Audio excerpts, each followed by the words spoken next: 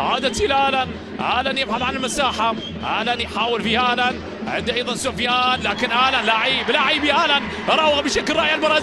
البرازيلي نقلها عرضية سهلة عند حارس المرمى، والمتابعة بخطأ كبير. خطأ كبير يستغل الآن اللاعب جواو بيدرو. أصحاب السعادة يتقدمون بأول الأهداف. أول الأهداف تأتي لأهل الدار، لأصحاب السعادة في الكلاسيكو. أخيرا يكسر التعادل في الشوط الثالث يكسر التعادل السلبي بعد دقائق فيها أفضلية واضحة لنادي الوحدة. يتقدم الآن اللاعب جواو بيدرو. ثاني أهداف اللاعب البرازيلي جواو بيدرو بعد الخطأ اللي وقع فيه خالد عيسى. العرضية اللي كانت حاضرة، لكن عينك على آلان. مهارة كبيرة في المرور، في المراوغة، وفي الكرة العرضية بعد ذلك، والخروج من خالد عيسى. حاول انه يمسك الكرة على مرتين، سقطت منه، وصلت لجواو.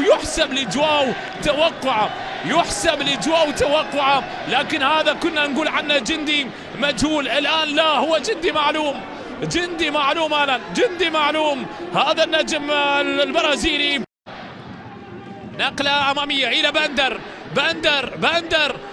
الكرة العرضية من بندر عالية، الخطيرة، المحاولة، يا عيني يا لابا، يا سلام. هذه المرة لا، سفيان المغربي المزيان يسجل التعادل للعين ويعيد الأمور إلى نقطة البداية، بل أكثر من ذلك. العين يتوج أفضليته بهدف التعادل، يتوج أفضليته في شوط المباراة الثاني بهدف التعادل، وكأن الأدوار اختلفت في شوط المباراة الثاني. العين يتألق في شوط المباراة الثاني ويتوج هذه الأفضلية بهدف التعادل الجميل بارتقاء عالي في شباك راشد علي.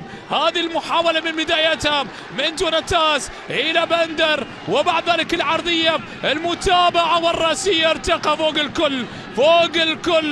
الكل اللاعب سفيان رحيمي، وأمام حارس المرمى راشد علي في شباك الحارس راشد علي على طريقة مواطنة في مرمى المنتخب البرتغالي، على طريقة النصيري في مرمى المنتخب البرتغالي. لكن النصيري ارتقاء لا يعلى عليه.